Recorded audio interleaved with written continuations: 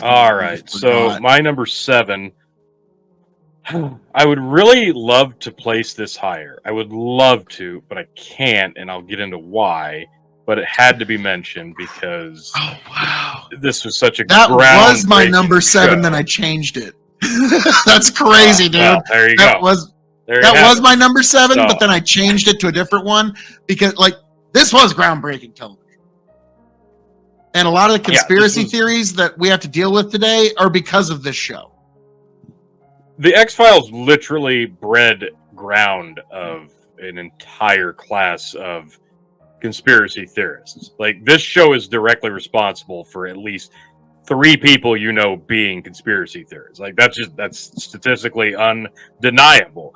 It's one of those situations where they had such an interesting idea for a TV show premise. Like, okay, there's the paranormal, the scientific, crazy, alien-centric section of the government that we don't talk about. What a catchy name, the X-Files. And then, of course, the fucking theme song. It had nothing but the theme potential. song. Everybody knows it. Yeah, it's so undeniably perfect in this regard. Like, you can't look away.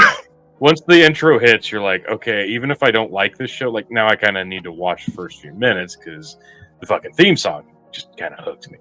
And it didn't matter if it was one of the serious canonical episodes or if it was the Monster of the Week episode. If it was like the Monster of the Week, it was funny, it was campy, and there's always a happy ending. If it was a canonical thing, like a continuation of a story that they've been doing for a while, it usually was done well. The acting was mostly good.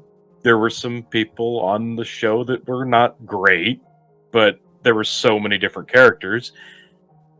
The Smoking Man was just one of the most ominous presences ever. You can't, like, that's one of the greatest, just mysterious characters of television history. Fox Mulder's just one of the slickest motherfuckers. It was just so, not even relatable, just charming. You had David Duchovny, the man who basically invented big dick energy. Yeah, exactly. And there was no even term for it beforehand. Like, sure, like, fucking Sean Connery had big dick energy, but he didn't know what to call it. Like, but David Duchovny was the one who discovered it. And of course, Scully unlocked a lot of redhead kinks for people. But the reason I couldn't put this higher is because even when this thing was at its best, it somehow managed to trip over its own dick almost every season. It'd have like a really good thing going. It'd have a really good series story arc going. And then it would do something so inanely crazy that it wouldn't be able to recover from it. And they'd have to completely switch course and almost redo everything that they've done like a few episodes or a season later.